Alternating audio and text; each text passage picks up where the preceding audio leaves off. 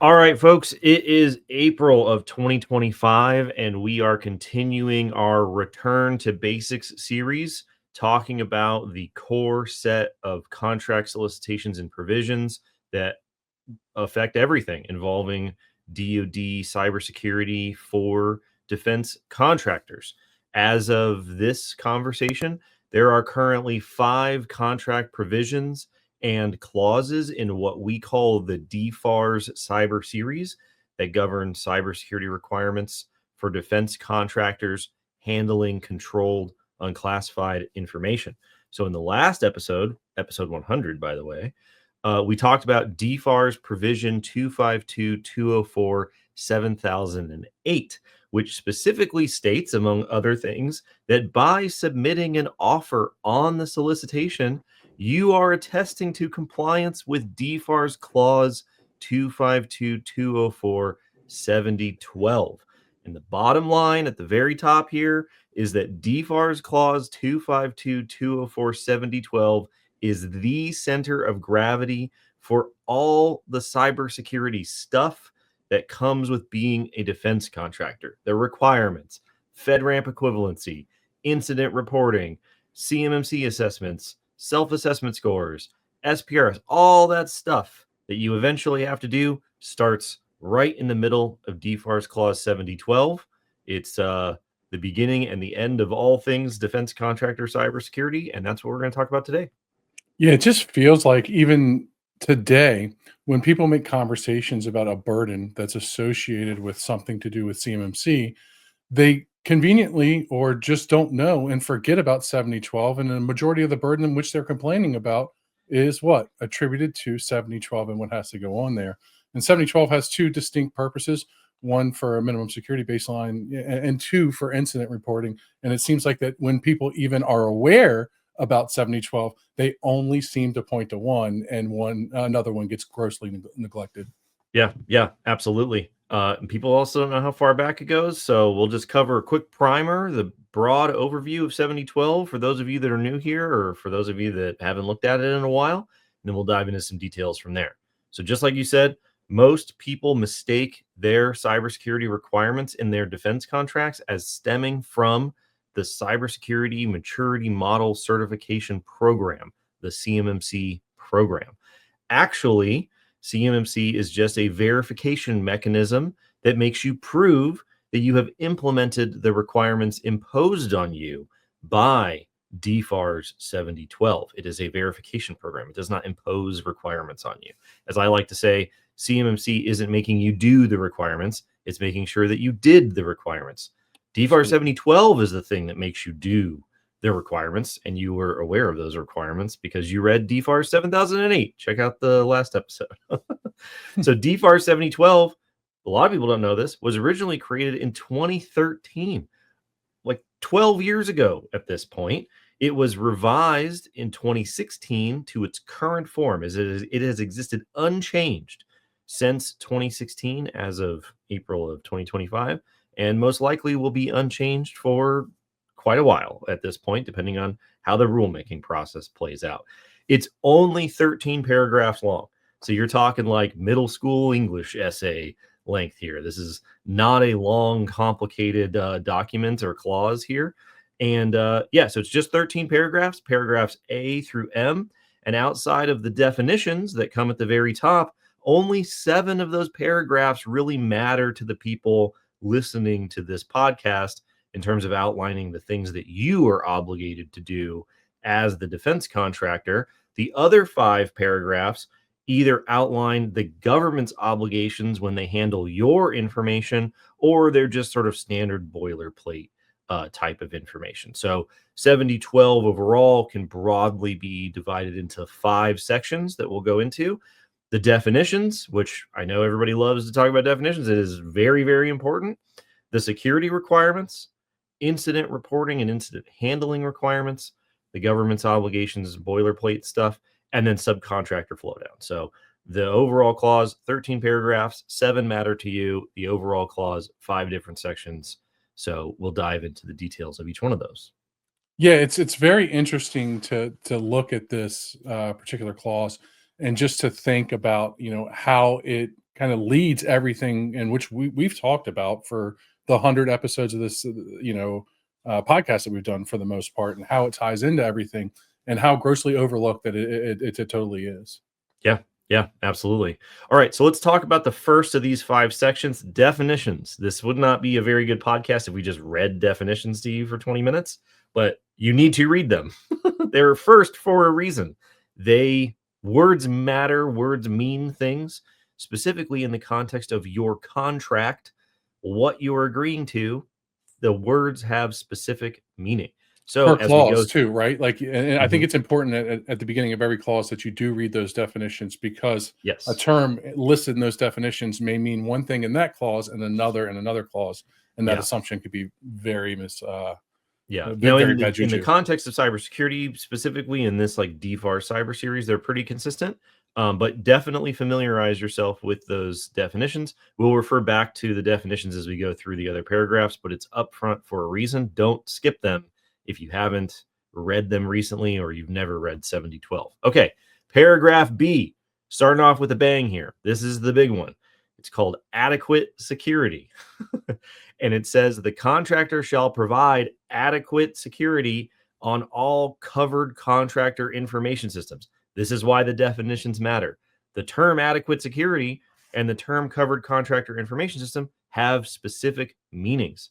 So, adequate security is defined as protective measures that are commensurate with the consequences and probability of loss, misuse, or unauthorized access to or modification of information. Whatever that means, what it ultimately means later on in this paragraph is that you're going to have to implement NIST SP 800-171 and or use cloud service providers that are at least FedRAMP moderate equivalent, because the government's minimum tolerance for adequate security are those two things. A covered contractor information system is an unclassified information system that is owned or operated for or by the contractor that processes, stores, or transmits covered defense information, which is just another umbrella term for CUI that you get from the Department of Defense. When the Department of Defense sends you CUI, they call it covered defense information. There's a whole history of why they do that. It's not a big deal. You get CUI from them, it's CDI in terms of 7012. You got to implement the requirements. So you shall provide adequate security on those systems that are processing their data when you own that system, is what they're saying here. This is not a system that you are the IT people for, that the government is using for the government's data. This is your system that you're using to handle their data. You have security obligations. And so they say to provide adequate security, with that ridiculous definition we had earlier, the contractor shall implement at a minimum the following information security protections. And they say for these covered systems that you are operating for the government, like you are operating a cloud app, you are operating a data center, you are the IT company for a government system, right? Then you have obligations in DFARS 252, 204, 7010, cloud computing services, so on and so forth. This does not apply to you as the average defense contractor, where you are putting their data on your system. So they put this up front, but it doesn't apply to you. So sometimes, especially back in the day, people would be like, oh my God, DFARS 7010, we got to do all this stuff. We got to do the cloud SRG. No, you don't. No, you don't. For your system that you own, processing their data, you need to look at the next part of paragraph B, which says for covered contractor information systems that are not part of an IT service or system operated on behalf of the government, the system shall be subject to the security requirements in NIST SP 800-171 in effect at the time the solicitation is issued or as authorized by the contracting officer. Quick note, in May of 2024, the DoD issued what's known as a class deviation for this clause 252-204-7012 because this does not specify a revision number to 800-171. It very conveniently says we send out a solicitation. We don't know what version of NIST SP 800-171 will be the most current. And so just implement the most current one. And it's easy peasy. The problem is that's not really how rulemaking works.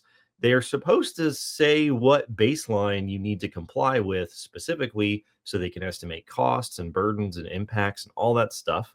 They got away with it in 2016 for various reasons, but CMMC did not get away with it. So CMMC had to specify what set of controls are you going to verify implementation for. And when CMMC was going through rulemaking, NIST SP 800-171 revision 2 was the current standard. NIST SP 800-171 revision 3 was not done yet.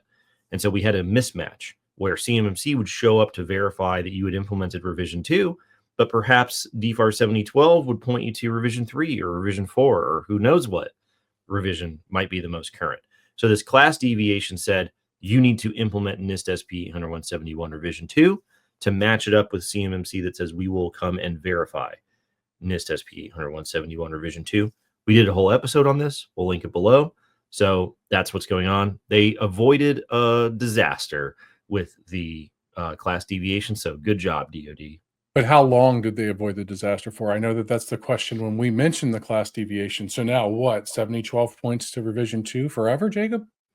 So the class deviation will be updated accordingly. So CMMC will go through an update to point to Rev 3, and then they'll update the class deviation and or 7012 to point to Rev 3, and then they'll just sync it up like that, seemingly forever. But for now, for the purposes of this conversation in spring of 2025, it's revision 2. It's revision 2. So everybody that had 7012, like they should essentially already have it implemented, right? Because there's if you have DFARS 7012 in your contracts, you attested to complying according to DFARS 7008, and you would have implemented NIST SP 800-171 revision 2. No one with 7012 in their contracts as of this conversation should have implemented NIST SP 800-171 revision 3 unless they wanted to, because DFARS 7012 has never specified revision 3, and it wasn't done until after the class deviation came out. Okay, so enough about the class deviation. The paragraph continues on. So it says your system processing our data must implement NIST SP 800-171 revision 2. Those requirements shall be implemented as soon as practical, but no later than December 31st of 2017. Why does my contract clause in 2025 say that I need to implement these requirements by the end of 2017? It's because when the rule came out that revised this regulation, this contract clause as a regulation, it came out in 2016. And so when it came out in 2016, they said you have 14 months to implement these requirements, and they need to be done no later than December 31st of 2017. And this is where people start to get hung up because they go, well, where does it say I had to implement all the requirements? Well, you can talk to the DOJ and all the companies that are getting hung up for millions of dollars in their False Claims Act settlements. There's 100% a deadline. And although there's POAM loopholes and things like that, the obligation exists, right? There is no sort of indefinite implementation, into the future forever. That's why it says 2017. So if you're seeing this for the first time in 2025, you don't have that 14-month grace period. You have however long you have from the time the solicitation came out until the time the contract is awarded to you with 7012. Can you imagine in 2017 getting a POAM loophole and somehow weaseling that out to have it last for, we're in 2025 now. I mean, that's most companies, apparently. That's most companies with 7012 in their contracts. They've had it in there since 2013, 2016, and so on. And they still haven't implemented the requirements. So, okay. So paragraph B keeps going on. It's a pretty sizable paragraph. And it says the contractor shall submit requests to vary from NIST SP 800-171 in writing to the contract officer for consideration by the DoD CIO. If the CIO approves your request to have a requirement not apply to you or to have some sort of alternative implementation to a requirement in NIST SP 800-171, then the contractor need not implement that requirement, those requirements, right? If you get the DoD CIO to approve a variance from the requirements in NIST SP 800-171, that's it. That's the as high as it gets, right? If as the time of this conversation, the boss lady herself, Katie Arrington, says, yeah, this doesn't apply to you, then it trickles down through the system and no one's going to argue with you. The contracting officer, CMMC assessor, whoever, right? That's it. But in order to vary from that baseline, you have to request the variance. If you wait until a CMMC assessment comes along to debate with the assessor, they can always be like, that's not what the boss lady said. So yeah, this process is also outlined in DFARS 7008. It's repeated here. That is the way to vary from the baseline set of requirements. All right. So then they go on to say, this is the big one. If the contractor intends to use an external cloud service provider to store, process, or transmit any covered defense information and performance of this contract, the contractor shall require and ensure that the cloud service provider meets the security requirements equivalent to those established by the government for the FedRAMP moderate baseline, and the cloud service provider complies with the requirements in paragraphs C through G of this clause, which relate to cyber incident reporting, malware, media preservation, access to additional parts of your facilities for forensic analysis, cyber incident damage assessments, and on and on and on, right? So if you are going to take the DoD's data and you are going to put it on your system, you must implement the requirements in NIST SP 800-171 unless you get specific permission from the DoD CIO to vary from those requirements.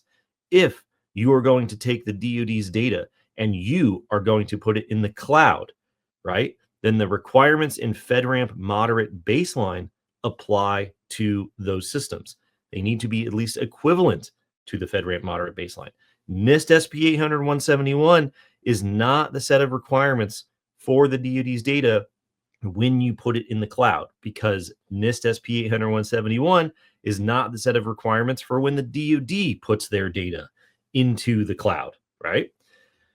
Okay, so that's where FedRAMP moderate equivalency comes from. There was a memo in January of 2023 that explains the FedRAMP moderate equivalency process.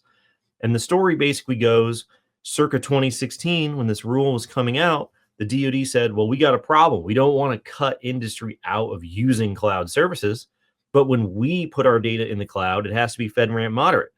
And most of industry at that time didn't have access to FedRAMP authorized services and tools. So what are we going to do? We can't just require nothing. That doesn't make any sense. So they said, please do the right thing. And when you put our controlled data into cloud offerings, make sure it's at least equivalent to the FedRAMP moderate baseline. And as we came to find out, like most things with DFARS 7012, nobody did that. We just put all the controlled data into the cloud willy-nilly and never thought about the governance or the contract requirements that we had agreed to. And like I said before, all you have to do is read the Department of Justice False Claims Act settlements about what happens when you put controlled data into cloud email, offerings, as was the most recent case. And, you're going to be writing a check for $4 million eventually. So this is where the FedRAMP requirements come from. If you are going to use an ERP, cloud app, whatever, and they're telling you we can help you with CMMC because we comply with NIST SP 800-171, red flags, boop, boop, boop, red flags. That's not the set of requirements that you are worried about. DFARS 7012 makes it very clear, FedRAMP moderate or equivalent when it's in the cloud.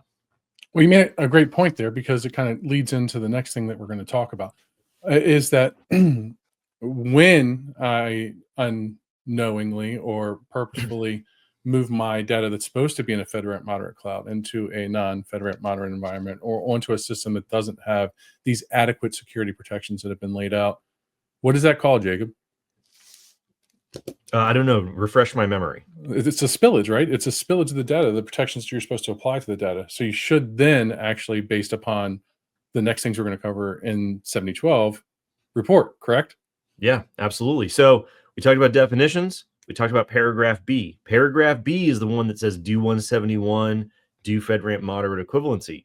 But just like the end of paragraph B, it says your cloud service provider also has to comply with paragraph C through G, just like you have to comply with paragraph C through G. So your requirements are not just NIST SP 800-171. You got a whole other set of paragraphs here in DFARS 7012 outside of NIST SP 800-171 that you have to comply with.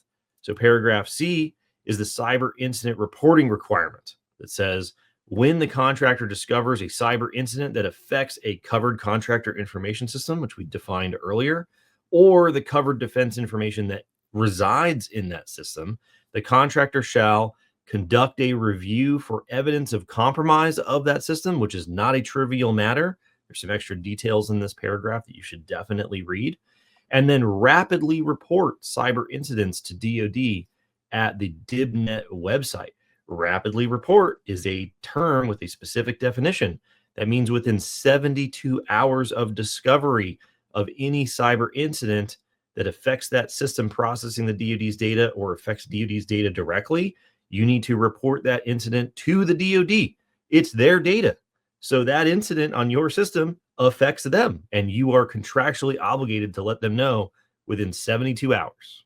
When I found out that this was the next step in our episode series for the clauses, I wanted to look because I can tell you for at least 2.5 years, I have in my mind burned in some presentation or something where I saw an official stat that said that we are somewhere below the 20% line in reported incidents versus actual incidents, and then even lower on that percentage line, like in the the low teens, late single digits of people that know that the incidents happened and are able to report it. And it all just points back to 7012.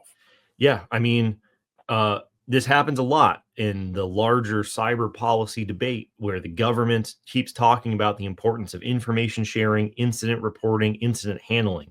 Those functions, which are the ultimate goal, don't work if the precursor security requirements aren't implemented. So if you don't have logging, if you don't have alerting, if you're not doing any access control, if there's no monitoring, if there's none of these basics that are outlined in SP 800-171, if those aren't implemented, then you don't know if you experienced an incident, and you can't report it up to the DoD. And a bunch of these other things you can't support. For instance, paragraph D, which is malicious software. When the contractor or subcontractors discover and isolate malicious software in connection with a reported cyber incident, submit the malicious software to the DoD Cyber Crime Center, DC3, in accordance with instructions provided by DC3, right? You can't do any of that if you don't have the requirements implemented that enable you to do that. For instance, paragraph E, media preservation and protection.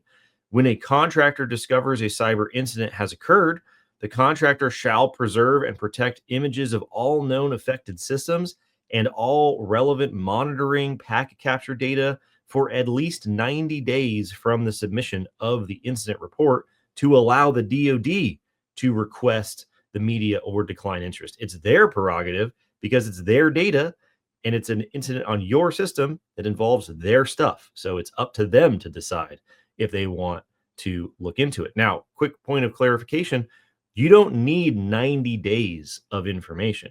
You need to preserve whatever information that you have for 90 days, right? Now, you can get into some malicious compliance here where you're like, well, we keep 24 hours of logs, and so we're going to keep 24 hours of logs relevant for 90 days. You are technically correct, but it's probably not going to be enough information for anybody to be able to piece together what happened.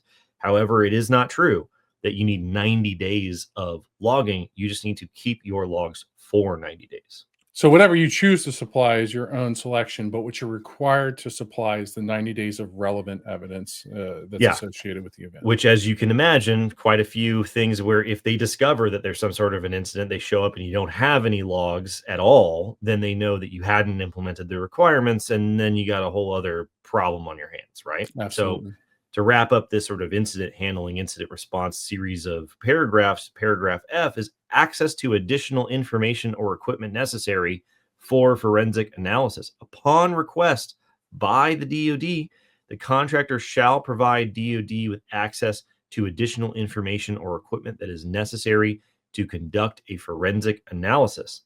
And then paragraph G says cyber incident damage assessment activities. If they decide to conduct a damage assessment for this incident involving their stuff, then the contracting officer will request the contractor provide all of the damage assessment information gathered in accordance with the previous paragraph, media preservation and protection. So this set of paragraphs here, C through G, remember, this is also applied to the cloud service provider, like we talked about in paragraph B. So they have to do FedRAMP moderate equivalency, but they also have to support all of this stuff. This is why Microsoft created the GCC and the GCC High cloud enclaves, because the commercial cloud, even when it met FedRAMP requirements, which it doesn't anymore, but even when it would support FedRAMP requirements, Microsoft was not going to accept these terms of this contract and allow the DoD into data centers, into their environments, blah, blah, blah, all this access, data retention, and so on and so forth. There were more things that that Microsoft had to do besides just FedRAMP moderate that were in paragraphs C through G. That's specifically why they created those enclaves. And that's why you need to specifically ask if you're going to use whatever cloud thing or solution or enclave, do you support paragraph C through G? Because you're putting the DoD's data into the cloud by your choice. And this clause says not only do you need to protect the data while it's up there, but you also need to have all this additional support in case something goes wrong, right? So paragraph C through G is extremely important, just as important as the requirements in 171 or FedRAMP, according to paragraph B. But if you only ever read 171, you won't see any of this stuff in paragraph C through G. They are external, they are additional requirements on top of NIST SP 171. Yeah, I remember in the early days of trying to figure out what solution was the best, that C through G was essentially the line in the sand that you drew, that you Yeah. said, does it support that? It does, then okay, yeah, you can use it. If it doesn't, no, you're outside of your compliance. And they're like, well, where in CMMC does it say that? And we're like, well, let me introduce you to DFARS, Yep. the true requirement. That was a Yeah. lot of the early conversations. Oh, yeah, absolutely. And for a while, there was only like one or two cloud options that would support it at all. And that stuff Some were can just like, change. yeah, we got you. And then you're like, all right, show me. Yeah. And they're like, yeah, we don't. Yeah. And that can change. So make sure that you're doing your homework, because you're signing up to agreeing to terms of a contract, right? These aren't recommendations. These are things you have agreed to do and that then they're quickly just technically paying you to do. And then real quickly, like this is also a kind of a self-serving for the DoD as well, for them to get the information about the malicious software or whatever the event is that affected them, because this is targeting basically the people that hold their data, right? So they can analyze and advise, so that it doesn't happen widespread, right? Just Yeah. leaving the ducks out there knowing the wolves running around trying to eat. It's not fun. Do wolves eat ducks? I don't know. I think wolves eat everything that has I blood think on they it. would eat a duck. I think Yeah. let us know in the chat. Do wolves eat ducks? I bet a hungry wolf would. There you go. There you go. Okay, so moving on to the fourth section of 7012 overall, paragraphs H, I, J, K, and L correspond to the government's obligations when they're handling your proprietary or attributional information, right? When you send up information about an incident report, when you send up proprietary information, they have obligations to protect it on their end. If you're curious to know what that language is, check out these paragraphs. Paragraphs K and L are just boilerplate, basically saying this contract clause doesn't alleviate you of other contract clauses and you have to follow the law and compliance and blah, blah, blah, blah, blah. But those are important, but they're not necessarily as important and relevant if you're trying to figure out what your obligations are, what security requirements you have to implement, which cloud constraints you have, things like that.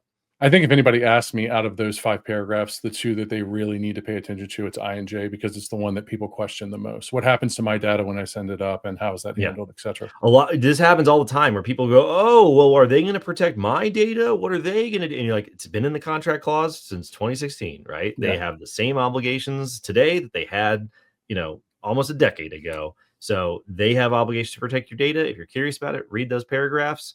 They are there for the day-to-day. For most part, it doesn't come up as often because people are mostly concerned about what their security requirements are. Okay, so the last section, section 5 here, paragraph M, subcontracts, which probably affects more people than anything else. It says the contractor shall. All of this stuff in this clause is referring to the contractor, meaning the prime, right? This is the first time that we're really seeing in the clause what happens with subs.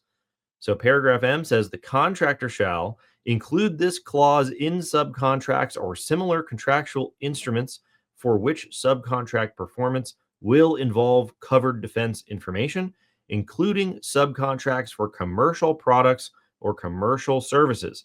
Remember, DFARS 7012 does not apply to COTS acquisitions for commercial off-the-shelf items and services, but COTS is not the same thing as commercial products. These are also things that are defined in the Federal Acquisition Regulation and the DFARS. COTS means it hasn't been modified in any way whatsoever. Definitely talk to your lawyers about whether you are a COTS product and you are exempt in your negotiations to get DFARS 7012 taken out of your contracts. But for most companies that are making thing to a specification of controlled technical information, you are not a COTS product, because I can't go on Amazon and buy that thing that the Navy is buying for you. Okay, so paragraph M goes on to say the contractor shall determine if information required for subcontractor performance retains its identity as covered defense information and will require protection under this clause, and if necessary, consult with the contracting officer. This is why the ultimate answer to do I have controlled unclassified information or not is to ask your customer, because they, according to paragraph M of DFARS 7012, they make the decision about whether the data they flow down to you retains its identity as CUI. If they tell you it is CUI, then you have to negotiate with them. If they tell you it's not CUI, get it in writing, because then all of a sudden it's on them and it's not on you. I have never really seen a situation where the primes go, we have total discretion to say that it's not CUI. They do the opposite. They say, we're not taking the risk. And when we ask the government, they say everything we send to you is CUI. So make good decisions whenever you send data to your suppliers. So yeah, it's a long shot, but ultimately your customer is the one that decides whether the data they're sending to you retains its identity, as they say. Now, what do we do if I don't agree with what my customer says, right? What if they say you've got CUI and I'm saying show me the CUI, and they're like, it's there, trust me, and you're like, no, it's definitely not there.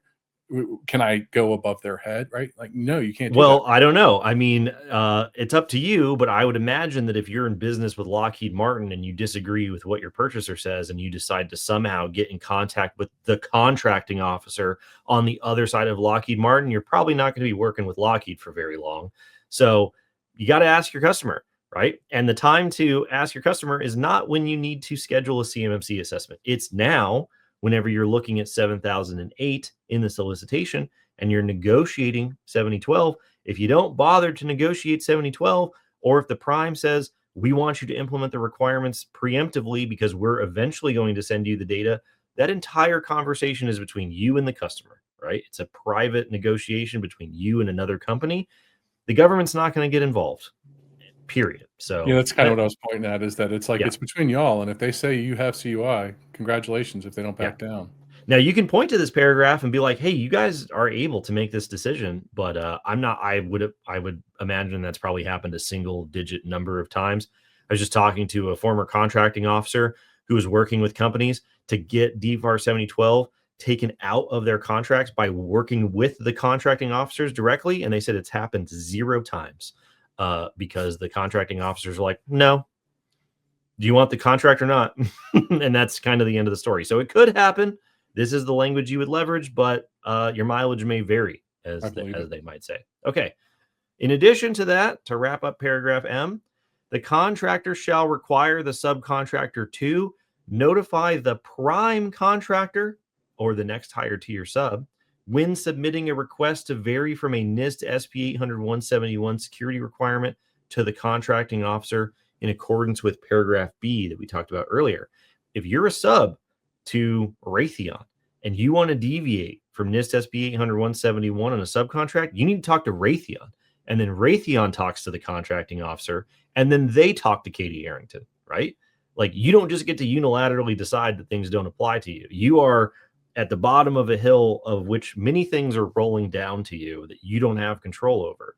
So I don't know how many subs out there have notified their prime contractor that they want to deviate from their cybersecurity requirements, but I'm going to assume it's not very many. And I'm going to assume that even fewer of the primes have then executed the process of going to the KO and then going to the CIO and then all the way back down. this is how you would do it, but I wouldn't bet on that as being a viable strategy most of the time. You're saying to vary from the security requirement, not a particular security requirement inside of it, right? It would be either. Yeah, it would be either. So if you're like, oh, we don't want to do FIPS, right? Like we think we got a better solution than FIPS. You don't get to decide that on your own. You got to tell your prime, hey, we want to Oh, vary from the FIPS requirement. I thought if I had the clause, I could go and ask for alternative implementations or not applicability to the DoD CIO myself as a part of that, right? Well, that's not what 7012 says. I mean, you could email the inbox, but listen, I'm not a lawyer, right? So you guys make good decisions, but your contract clause says that if you're going to vary from the requirements as the subcontractor, you need to notify the prime. So I'm going to imagine most people don't do that. The primes would probably prefer it if you don't do that for various reasons, but that's not what 7012 says. It's not what 7012 says. And the last thing that 7012 says is provide the incident report number automatically assigned by the DoD when you report these incidents to DibNet, as we talked about earlier, to the prime contractor or the next higher tier sub as soon as practicable when reporting a cyber incident to DoD as required in this clause. How many companies do you think who have detected that they have had a cybersecurity incident involving DoD data and decided to report it to DibNet have then emailed their rep at Boeing or whatever and said, hey, we had a cybersecurity incident and we told the Department of Defense about it? I'm going to go with nobody does that. Now, that's not what DFARS 7012 says.